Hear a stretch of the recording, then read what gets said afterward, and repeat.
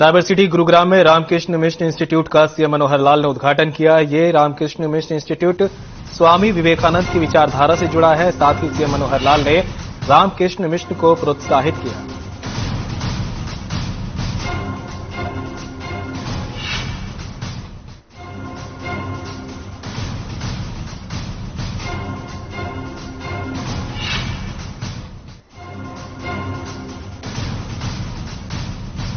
Cyber city Gurugram में sector 9 इलाके के होटल में 10वीं कक्षा की छात्रा से 5 दोस्तों ने मिलकर गैंगरेप किया और जान से मारने की धमकी दी। 5 आरोपी सुबह छात्रा को बदहवास हालत में छोड़कर फरार हो गए। पुलिस ने छात्रा की मां की शिकायत पर सेक्टर 9 थाने में अलग अलग धाराओं में मामला दर्ज कर सभी आरोपियों को गिरफ्तार कर लिया है। शिकायत में छात्रा की मां ने बताया कि उसकी 14 साल की बेटी 10वीं पढ़ाई करती है। शनिवार दोपहर वे घर से निकली थी तो उन्हें लगा कि वह पार गई है, लेकिन जब देर शाम तक वह घर नहीं पहुंची तो परिजनों की चिंता बढ़ गई। रात भर तलाशी हुई लेकिन वो नहीं मिली। रविवार सुबह उनकी बेटी बदहवास हालत में उन्हें मिली। बेटी ने बताया कि दोस्त उसे बहला फुसलाकर बाइक पर बिठाकर ले गया और उसे सेक्टर 9A में स्थित होटल में लेकर गया, जिसके बाद उसने अपने 3 दोस्तों को भी वहां बुला लिया। उसके बाद 5 ने बारी बारी उसके साथ रेप किया। आरोपियों ने उसे जान से मारने की धमकी भी दे डाली।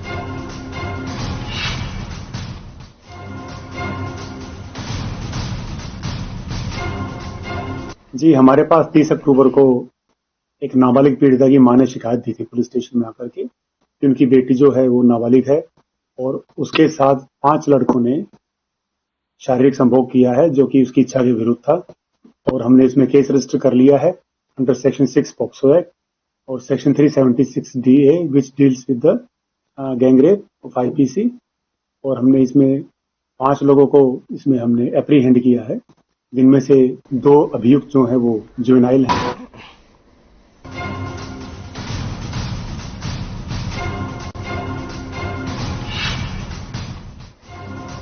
फरीदाबाद में पुलिस इंस्पेक्टर सविता की टीम ने छात्रों को साइबर और महिला के खिलाफ अपराध के प्रति जागरूक किया। बताया जा रहा है कि government senior secondary school Ballabhgarh में छात्राओं शिक्षकों को साइबर के प्रति जागरूक किया गया। इससे पहले स्कूल प्रधानाचार्य अशोक कुमार ने पुलिस टीम का भव्य स्वागत किया, जिसके बाद पुलिस प्रवक्ता सूबे सिंह ने बताया कि फरीदाबाद पुलिस ने स्कूल कॉलेज में पहुंचकर छात्र छात्राओं को सामाजिक मुद्दों के बारे में अवगत करवाया, जिससे छात्र आगे चलकर देश के विभिन्न क्षेत्रों में अपनी सेवाएं दे सके और देश की प्रगति में अपना सहयोग देकर देश को एक नया आयाम तक पहुंचा सके। वहीं इंस्पेक्टर सविता ने बताया कि नारी समाज में सम्मान का पात्र है और उसे अपनी गरिमा को बचाए रखने के लिए समाज के नकारात्मक व्यक्तियों के विरुद्ध अपनी लड़ाई जारी रखनी पड़ेगी। आगे उन्होंने कहा कि महिलाओं को अपराधियों और के प्रति अपनी आवाज बुलंद करनी चाहिए। भ्रूण हत्या समाज पर एक कलंक है, जिसमें कुछ लोग गर्भ में पल रही बेटी को इस दुनिया में आने से पहले ही मार देना चाहते हैं, लेकिन ये कानून के साथ साथ इंसानियत की नजर में भी एक घोर अपराध है। वहीं इस अवसर पर इंस्पेक्टर सविता के साथ दुर्गा शक्ति की टीम और स्कूल शिक्षक विजेंद्र सिंह, देवत, कविता जोशी शर्मा समेत कई लोग मौजूद रहे।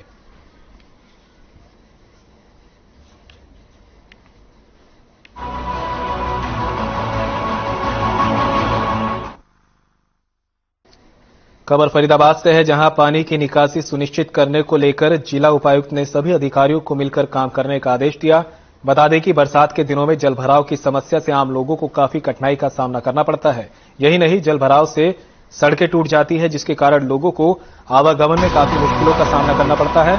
उपायुक्त ने नगर निगम के अधिकारियों को जल निकासी के सभी चैम्बर्स की साफ सफाई करने और उनकी मरम्मत करने के आदेश दिए। बैठक में अजरौंदा चौक, बाटा चौक, बल्लभगढ़ बस स्टैंड चौकी जैसे अन्य चिन्हित स्थानों की समीक्षा की गई, जहां अक्सर जलभराव की स्थिति बनी रहती है, जिसकी वजह से आमजन को परेशानियों का सामना करना पड़ता है। उपायुक्त ने बिंदुवार समीक्षा करते हुए सभी विभागों को आदेश दिए कि बैठक में रखे गए बिंदुओं सहित अन्य बिंदुओं को चिन्हित कर जल्द से जल्द उनका समाधान किया जाए। उपायुक्त ने सभी विभागों के अधिकारियों को निरंतर स्पॉट इंस्पेक्टर करने के निर्देश भी दिए, जिससे समय समय पर समस्याओं को चिन्हित कर उनका समाधान किया जा सके।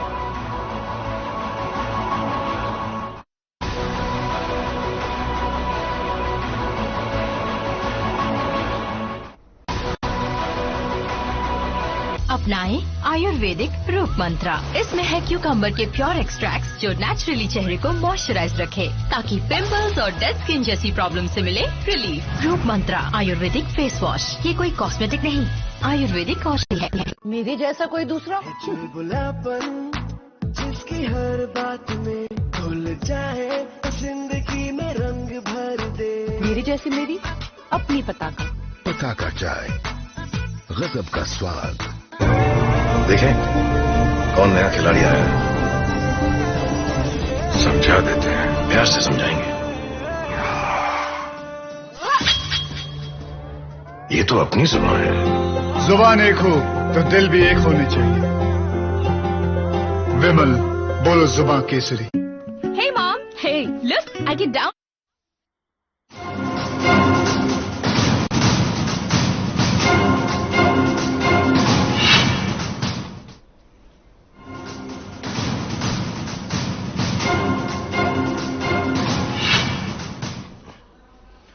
आदमपुर उपचुनाव के प्रचार का शोर थम चुका है। बताया जा रहा है कि प्रचार के आखिरी दिन पार्टियों के दिग्गजों ने अपनी ताकत झोंकी। एक तरफ जहां सीएम मनोहर लाल ने खुद पार्टी के प्रत्याशी के लिए प्रचार कर वोट की अपील की, तो वहीं दूसरी तरफ नेता प्रतिपक्ष भूपेंद्र सिंह हुड्डा ने भी अपने प्रत्याशी के लिए प्रचार किया। लेकिन अब आदमपुर उपचुनाव के लिए धारा 144 लागू कर दी गई है और 5 से ज्यादा लोगों के इकट्ठा होने पर रोक लगा दी गई है। वहीं इन आदेशों की अवहेलना करने पर दोषी के खिलाफ भारतीय दंड प्रक्रिया नियमावली 1973 की धारा 188 के तहत कार्रवाई की जाएगी।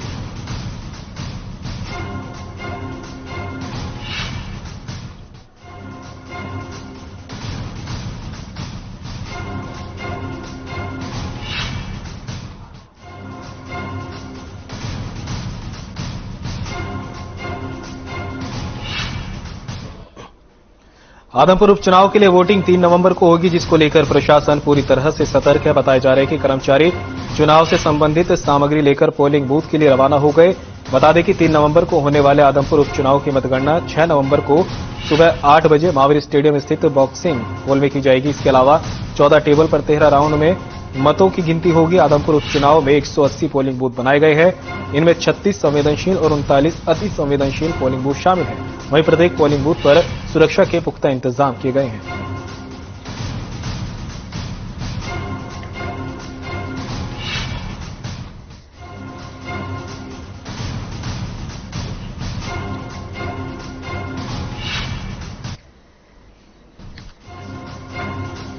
आदमपुर में होने वाले उपचुनाव को लेकर प्रशासन पूरी तरह से तैयार हो चुका है। उपचुनाव के लिए 108 पोलिंग पार्टियां मतदान बूथों के लिए रवाना होगी।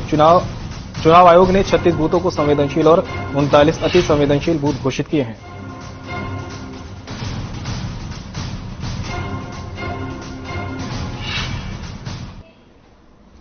भवानीखेड़ा क्षेत्र के पोलिंग बूथों पर जिला निर्वाचन अधिकारी डीसी और एसपी अजीत शेखावत ने निरीक्षण किया। इस दौरान उन्होंने बताया कि जिले भर में मतदान शांतिपूर्ण तरीके से संपन्न कराया गया। इस दौरान एसपी अजीत शेखावत ने कहा कि पहली बार वोट डालने वाले मतदाताओं में काफी उत्साह देखने को मिला। उन्होंने कहा कि पंच और सरपंच गांव के विकास के लिए अहम कड़ी होते हैं। भवानीखेड़ा क्षेत्र में पोलिंग बूथों पर जिला निर्वाचन अधिकारी डीसी और एसपी अजीत शेखावत ने निरीक्षण किया। इस दौरान उन्होंने बताया कि जिले भर में मतदान शांतिपूर्ण तरीके से कराए गए और इस दौरान एसपी अजीत शेखावत ने कहा कि पहली बार वोट डालने वाले मतदाताओं में भी काफी उत्साह इस दौरान देखने को मिला और मतदान शांतिपूर्ण तरीके से पूरे हुए हैं।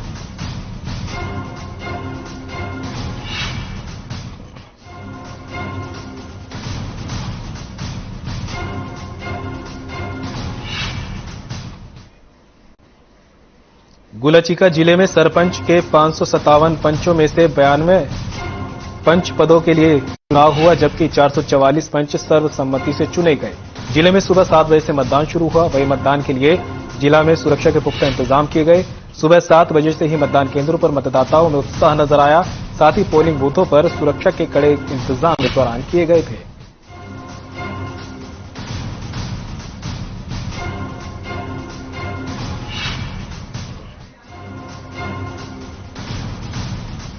पानीपत जिले में ग्राम पंचायत के सरपंच और पंच पद के लिए वोटिंग हुई। जिले के 198 गांवों में करीब 4,57,849 मतदाताओं ने अपने मत का प्रयोग किया। ये चुनाव 529 पोलिंग स्टेशनों पर हुए। जिले में 121 संवेदनशील और 187 अति संवेदनशील बूथ बनाए गए। ग्राम पंचायत सरपंच पद के लिए वोटिंग ईवीएम से हुई, वहीं पंच के लिए मतदान मतपत्र से हुई।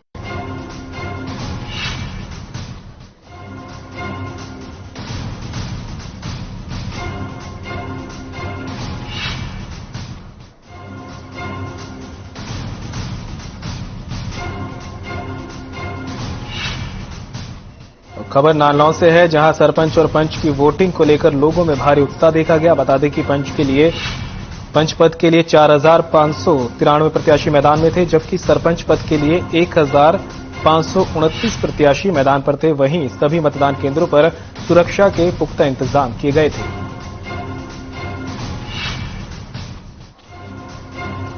तो नारनौल में भी लोगों ने सरपंच और पंच पद के लिए बढ़ चढ़कर मतदान किया। बता दें कि पंच पद के लिए 4,593 प्रत्याशी मैदान में थे, जबकि सरपंच पद के लिए 1,529 प्रत्याशी मैदान में थे। लोग सुबह से ही मतदान केंद्रों पर जुटना शुरू हो गए थे। इस दौरान पुलिस के भी पुख्ता इंतजाम किए गए। पुलिस प्रशासन भी पूरी तरह से मुस्तैद यहां पर दिखाई दिया।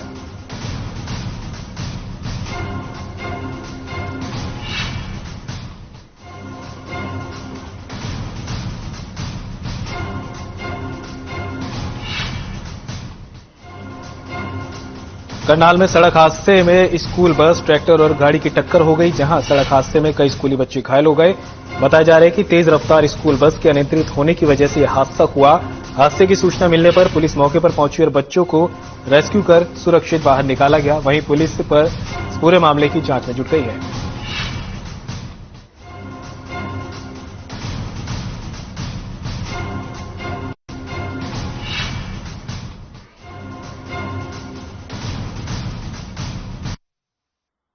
मुलाजिम है चौकीदार रविंद्र कुमार जी, ड्यूटी के बाद घर जावा था, तो जैसे क्रॉसिंग के लिए खड़ा था, इधर से स्कूल बस आ रही थी और इस साइड से ट्रैक्टर वाला आ रहा था। ट्रैक्टर वाला जैसे इस साइड जावा था या इधर जावा था, तो इधर स्कूल बस दोनों का ध्यान नहीं पड़ा और इस वजह से एक्सीडेंट। तो स्कूल बस भी स्पीड से दी थी, बहुत स्पीड में दी थी। दोनों की गलती लग रही है। इसमें तो ये लग रहा है, बाकी पूछताछ पे पता चलेगा वहाँ। घायल कौन कौन हुआ है सर? इसमें बस का ड्राइवर भी घायल है, ये ट्रैक्टर वाला भी घायल है। ड्राइवर है ना, जो ये प्रताप पब्लिक स्कूल की बस थी, ड्राइवर बादशाह था। ये हमारे गांव में भी जाता है और एक बार नहीं, हमने खुद प्रताप पब्लिक स्कूल में भी जाकर शिकायत कर ली। बहुत से ऐसे ड्राइवर लापरवाही से चलाते हैं। ये क्या है, इनका जो बैकग्राउंड होता है ना, ये घर से रूस कर जाऊंगा ड्राइवर बन जाए, ट्रेनिंग लेते नहीं और रूल और रेगुलेशन से बिल्कुल अनभिज्ञ होते हैं और इस अनभिज्ञता के कारण ये पब्लिक में मतलब ये नुकसान करते हैं।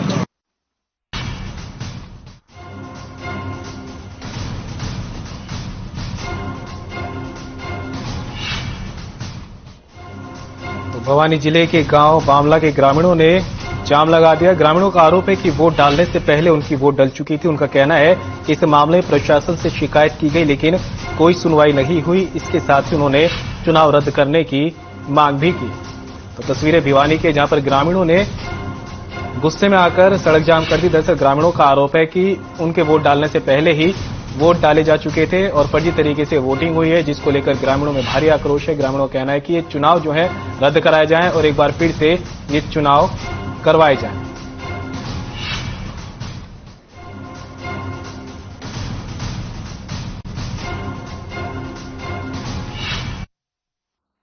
वहाँ पोलिंग बंद करवाने के लिए गए थे, पुलिस वालों ने धक्के मारे हैं, बोला यहाँ से चले जाओ ना तो अंदर डाल देंगे साले को। बोला पुलिस वाले भी साथ में ऐसा बात बोल के बोला हमने ये बात।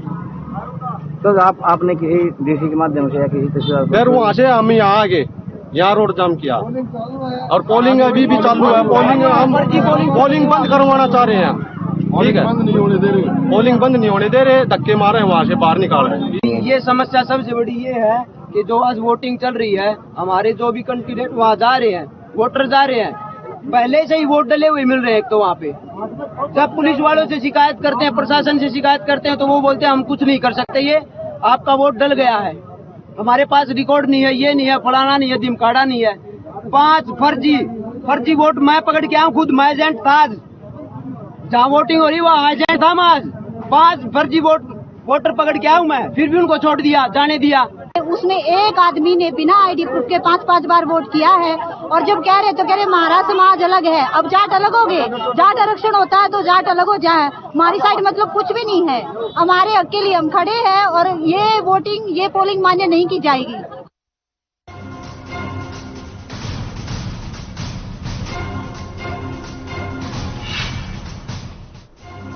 फरीदाबाद के एसडीएम नगर में एक बुजुर्ग महिला की पिटाई का मामला सामने आया है। बुजुर्ग महिला को उसकी पड़ोसियों ने बुरी तरह से पीटा। महिला के साथ हुई मारपीट की तस्वीर सीसीटीवी में कैद हो गई। पुलिस ने पीड़िता की शिकायत पर मामला दर्ज कर इस मामले में 4 आरोपियों को गिरफ्तार कर मामले की जांच शुरू कर दी है।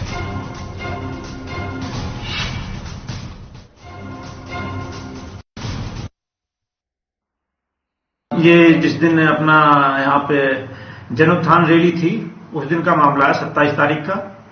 और शाम के करीब जब महिला कुंती देवी जी अपना रैली से लौट रही थी घर पे वापस, तो रास्ते में जो अपने आरडी व्यास जी हैं उनके पड़ोसी हैं, उन्होंने वह उनके बच्चे परिवार वालों ने उसके साथ मारपीट कर दी थी। हमने वीडियो फुटेज इसकी ले ली है और जिससे उनकी शिनाख्त हो गई है और उसका तुरंत मेडिकल करा दिया गया महिला का। 112 हमारी वहां मौके पे पहुंच गई थी। 112 उन्हें बीके हॉस्पिटल लेके गई जिसका मेडिकल हो गया। तो मैं अकेली रहती हूँ, परसों की बात है।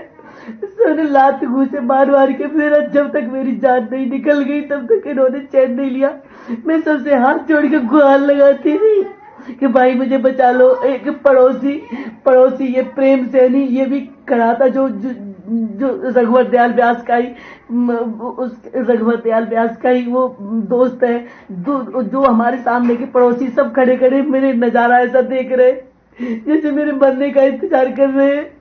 सर मेरा पेशाब निकल गया वहां पे, मैं जमीन पे खून हो गया। पुलिस ने क्या पुलिस जैसे पुलिस आ गई। पुलिस से इनके पत्थर मारने से पहले मैंने पुलिस को फोन किया था, तो पुलिस कहती है कि हमको रास्ता नहीं दिखाई दे रहा, आप ही आ जाओ हमें लेने के लिए।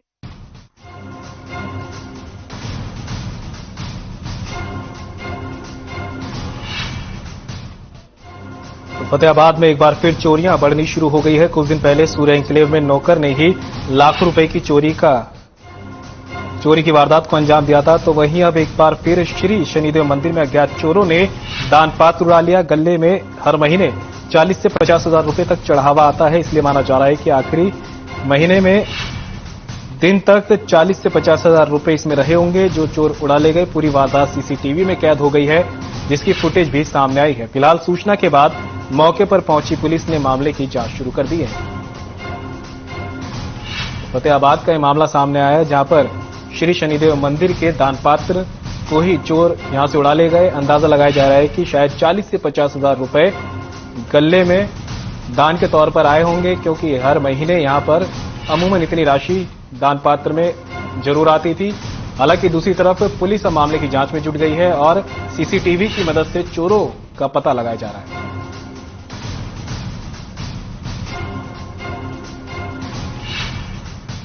मामला था कि कितने की चोरी हुई है? अभी सूचना प्राप्त हुई शनि मंदिर के अंदर रात को गल्ला तोड़ के चोरी करके ले गए। उस बारे में जांच पता लगा। कितनी चोरी है सर ये? गल्ले का महीने का लगभग 40-50 हजार कैश बताते हैं, कन्फर्म तो है नहीं कितना। सीसीटीवी में कुछ सीसीटीवी में क्लियर फोटो नहीं है।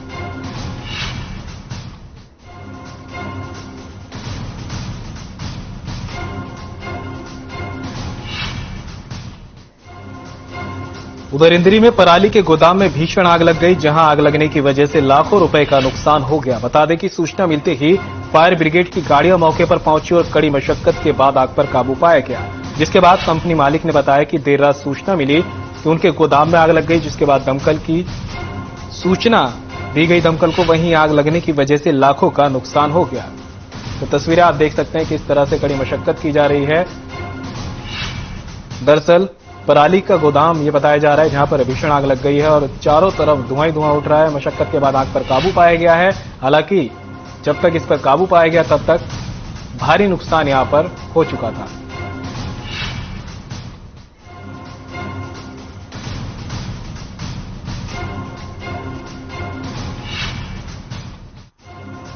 लगभग रात के 2 बजे को हमने सूचना मिली, ऐसे करके आग लगी है जी। मौके पर घटना से आग जाने कार्य चल रहा है। ये रात 1 बजे करीब आग लगाई है किसी ने और हमारे को 1:30 बजे करीब मैसेज मिला कि आग लगा दी है, तो हमने लगा दी है। तो आग लगी हुई थी, फायर ब्रिगेड को फोन किया जी, तो उसके थोड़ी देर बाद फायर ब्रिगेड की 5 गाड़ियां पहुंच गई थी। तो उन्होंने आग पे काबू पाने की कोशिश की, लेकिन आग पे काबू नहीं पाया जा सका। अब तो शिफ्ट लग रहा है।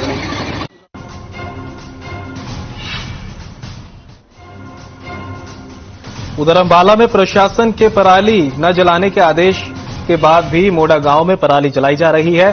पराली जलाने की वजह से अंबाला में लगातार प्रदूषण बढ़ता जा रहा है, जिसकी वजह से एयर क्वालिटी में काफी गिरावट दर्ज की जा रही है। तो अंबाला की तस्वीरें आपकी टीवी स्क्रीन पर आप देख सकते हैं किस तरह से पराली जलाई जा रही है। प्रशासन के आदेशों के बाद भी यहां पर किसान नहीं मान रहे हैं, जिसकी वजह से पराली का धुआं जो है प्रदूषण के रूप में हवा में घुलता जा रहा है और जिसकी वजह से एयर क्वालिटी भी काफी खराब हो चुकी है।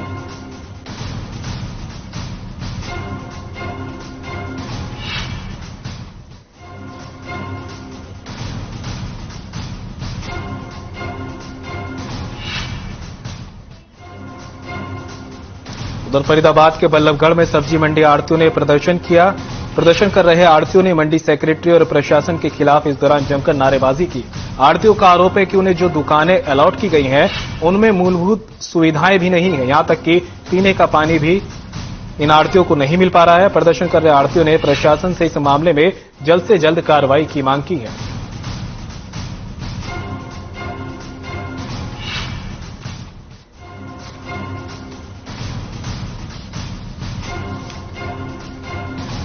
तो फरीदाबाद की तस्वीरें हैं जहां पर अनाज मंडी में आड़तियों ने प्रशासन के खिलाफ मोर्चा खोल दिया। आड़तियों का कहना है कि जो दुकानें उन्हें अलॉट की है वहां पर मूलभूत सुविधाएं भी नहीं है। गंदगी का ढेर आसपास में आप देख सकते हैं किस तरह से लगा हुआ है, यहां तक कि पीने का साफ पानी भी उन्हें मुहैया नहीं करवाया जा रहा। तो किस तरह से वो यहां पर दुकानें चलाने को मजबूर हैं, ये तस्वीरें साफ बता रही हैं, जिसको लेकर आड़ती एसोसिएशन ने प्रशासन के खिलाफ मोर्चा खोल दिया और जल्द से जल्द इस ओर ध्यान देने की मांग की है।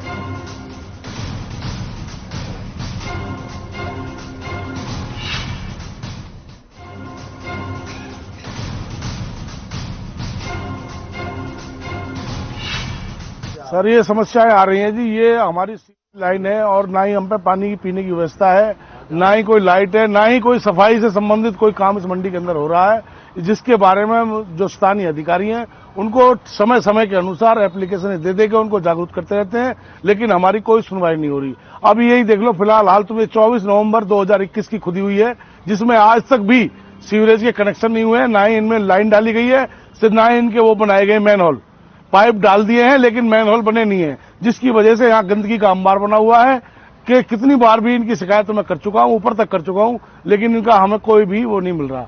पूरी मंडी में जो भी सुविधाएं सबके लिए हैं, 13 आड़तियों के लिए अलग से तो मैं सुविधाएं खत्म नहीं कर सकता। जो पूरी मंडी काम कर रही है, पूरी मंडी को सुविधाएं मिल रही है, उनको शिकायत नहीं, तो 13 आदमियों को अलग से क्या शिकायत है। रही बात सफाई की, तो सफाई का तो ये है जी कि रूटीन में रोज होती है सफाई और रोज कूड़ा भी बाहर निकलता है, लेकिन एक बार ही सफाई होगी, पूरा दिन तक नहीं हम लगातार झाड़ू चलवा सकते हैं। वहां पे एक बार सफाई करवा के पूरी मंडी को साफ करवा देते हैं, कूड़ा निकाल देते हैं, लेकिन बार बार लगातार ये सब्जी की छटाई होती है, सड़क पे कूड़ा फेंकते रहते। तो अगर ये आदमी खुद अपना डस्टबिन रख के अपनी सफाई का खुद ध्यान नहीं रखेंगे तो 24 घंटे की सफाई का संभव नहीं हो सकता किसी भी मंडी के प्रधान है सत्यपाल यादव, वो कह रहे हैं कि मैं 16 साल से लगातार कंप्लेंट देता रहा हूँ, आपकी रिसीविंग भी दिखाई है उन्होंने। जी तो आई है जी उनकी कंप्लेंट। जी मेरे जैसा कोई दूसरा